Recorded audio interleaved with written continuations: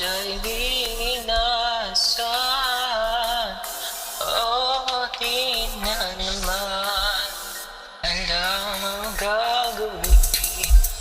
No, no, no. At di na naman alam ang pupuntahan.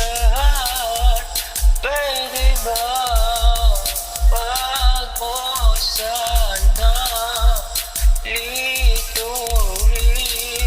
ang aking isipan? Oh, pwede ba kahit isa lamang? Gusto ko na ng klaro, pero ayaw mo na ganito.